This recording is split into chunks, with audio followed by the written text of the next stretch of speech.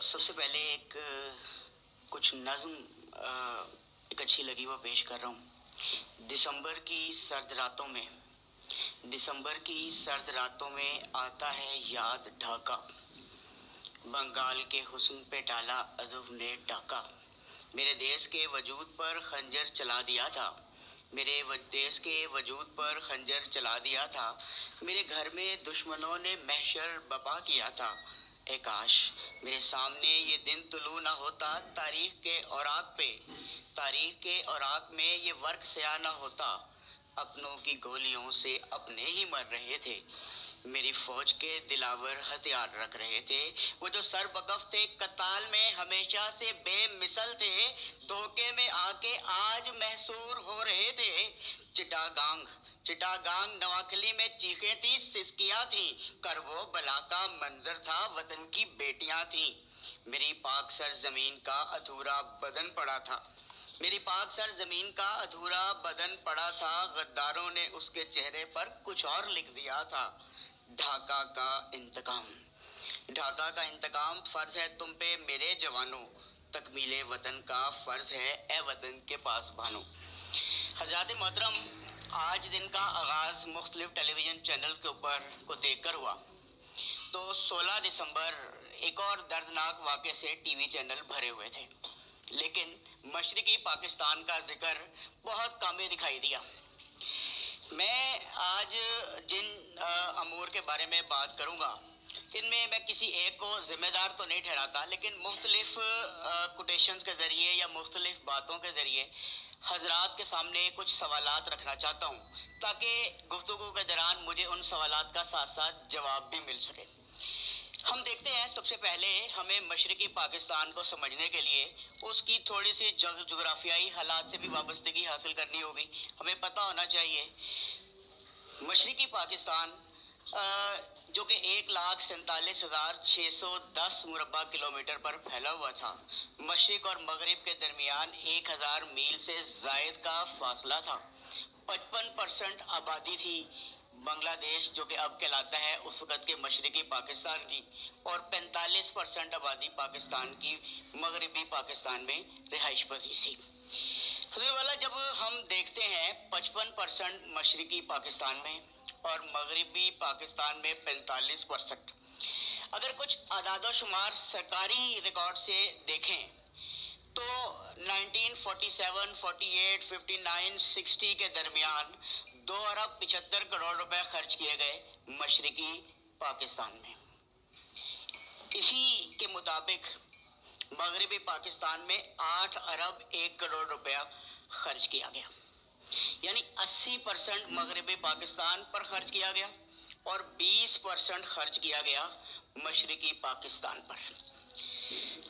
वजूहात बहुत सारी हैं, लेकिन अगर हम देखें तो मशरिकी पाकिस्तान जो है वो और मशरिकी पाकिस्तान में मुआशी तौर पर बहुत फ़र्क था, गुर्बत थी। बहुत सारे हवाले हैं, लेकिन एक साहब के हवाले के साथ, सिद्दीक सालिक के हवाले के साथ एक मुख्तसर सी बात को लेकर आगे चलूंगा। कहते हैं कि I saw such scene of poverty, the women had hardly patch of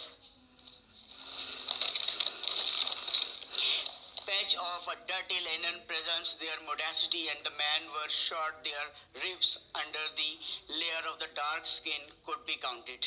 I concluded the poor of the Bengal are poorer than the poorest of Pakistan, West Pakistan.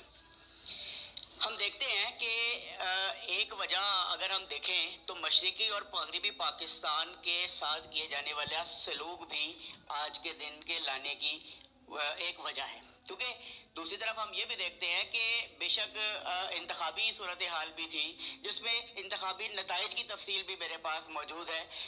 वो इंतखाब जैसा भी था उस पर भी बात की जा सकती है, लेकिन अगर हम इस दौरान सिर्फ चंद चीज़ों को और देखें और देखें कि जनाब, चूँकि फ़ौज का काम मुल्क की हिफाजत होता है, मैंने कहा कि 55% आबादी मुल्क की ईस्ट पाकिस्तान में रहती थी, तो यहाँ मैं एक कोटेशन नज़र करना चाहता हूँ जनरल अमीर अब्दुल्ला खान नियाज़ी साहब की किताब से।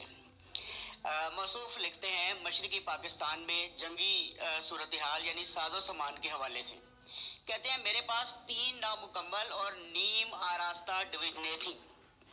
मेरे पास सिर्फ 3 नामुकम्मल और नीम आरास्ता डिवीजनें थी, चूंकि 2 डिवीजनें हवाई जहाज से आई थी, यहाँ से भेजी गई थी, लिहाजा तोपखाने, टैंक, सुरंगें, खारदार तारें कुछ भी नहीं था, एक स्क्वाड्रन था। मजीद लिखते हैं रेडार तो सही मानों में कोई काम ही नहीं करता था। जंगी सूरत हाल से निपटने के लिए बहरिया बराए नाम थी, जो कि मशरकी पाकिस्तान में रखी गई थी। 500 मील की समंदरी हदूद के अंदर काम करने के लिए 4 छोटे जंगी जहाज थे। हजूरे वाला ये एक बड़ी हैरानकुन सिचुएशन हमारे सामने आती है कि जहां अगर यही सामान हम उठाकर मगरबी पाकिस्तान से देखें तो मुझे बताने की जरूरत नहीं है। क्वेश्चन ये नहीं पैदा होता कि अगर हम देखें कि पाकिस्तान की जो इदारे थे वो तो पहले भी जानते थे। जनरल गुल हसन खान साहब कहते हैं कि हमें यकीन था कि जो ही सूरत हाल भारत के लिए मौजू होगी वो मशरकी पाकिस्तान पे हमला कर देगा। और एक वाहिद रियासत रास्ता जो हमारे पास है वो सिर्फ एक ही था कि जनाब हम वेस्ट की जानिब से भारत के ऊपर हमला करते हैं। यानी थिंक टैंक तो ये बात जानता था ना कि वो एक हसास इदारा है, एक हसास जगह है, एक हसास जगह है जहां दुश्मन कभी भी गुल खिला सकता है। लेकिन वहां के बारे में जो फौज की जो तैयारी थी, जो साजो सामान था, उसके हवाले से आज भी बहुत सारे क्वेश्चन हैं। इंतजार तो किया जा रहा था उस बहरी बेड़े का जो आया था, लेकिन आया तो तब था कि जनाब जब 15 दिसंबर 1971 को हम मुकम्मल तौर पर हथियार डालने के क्या था कि सर हमारे पास हम ये देखते हैं कि इंतखाबात के नताइज के ऊपर अगर हम बात करें तो इंतखाबी नताइज भी सारे मौजूद हैं हमारे सामने। और उन इंतखाबी नताइज के अंदर देखें तो साफ नजर आता है 160 सीट लेकर बैठी थी अवामी लीग। इंतखाब जैसा भी था, इंतखाब तो पाकिस्तान में कोई सा भी ऐसा नहीं है जिसको कहा गया कि बिल्कुल ठीक हो गया। ठीक है, हर इंतखाब के बाद यही कहा गया कि जनाब मुतनाज़ था। 160 सीटें ली थी अवामी लीग ने, 81 सीटें ली थी जनाब पाकिस्तान पीपल्स पार्टी ने, जमात इस्लामी ने 4 ली थी, कौंसल लीग ने 7 ली थी, कयूम लीग ने 9 ली थी, जमीयतुल उलमा इस्लाम हिंद ग्रुप ने 7 ली थी, पाकिस्तान ग्रुप ने भी 7 ली थी, कन्वेंशन लीग ने 6 ली थी, PDP ने 1 ली थी, आज़ाद 16 थे और ANP ने 1 ली थी, अदर देन 1 थे। क्वेश्चन ये पैदा होता है कि अगर जो भी इलेक्शन थे 160 सीटें ली थी तो क्या मरकजी हुकूमत बनाने का हकदार नहीं थे? क्या कोशिश की गई कि भी जवाब मौजूद है।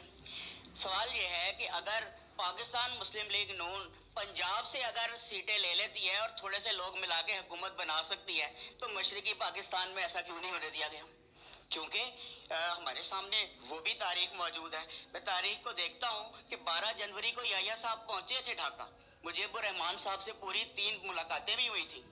वो भी मुझे वक्त याद है कि 1 मार्च को असम्बली का इजलास बुलाने के लिए कहा गया था, 1 मार्च 1971 को, लेकिन फिर खुद ही किसी ने बाहर से बाहर मुज़ाकरात करके किसी को कैंसिल करवा दिया था। फिर मैं वो भी बात करता हूँ कि 2 मार्च को बांग्लादेश में आम हड़ताल हुई थी सदर मुमलिकत की मौजूदगी में। फिर मैं वो भी कहता हूँ कि 3 तारीख को यौम शोक भी मनाया गया था। फिर मैं 4 मार्च का जिक्र भी करता हूँ जब सिविल नाफरमानी हुई थी, जब झंडा भी जलाया गया था। फिर मैं 7 मार्च की बात करता हूँ, 7 मार्च 1971 की, जब मुतवाज़ी हुकूमत का ऐलान बनाकर टैक्स देने से बाइकाट भी किया गया था। तो सर बात यह है कि सवाल वाकई है कि हमने क्या किया और हम उससे क्या सीख रहे हैं, और ये एक मुस्तनद बात है कि हमने अब भी उससे कुछ नहीं सीखा। तो इन सारी बातों के दौरान जो कुछ मेरे जहन में था वो मैंने पेश किया। मैं चाहूँगा कि मेरी गलती जो है उसको जो है उसका भी कोई शुक्रिया सर।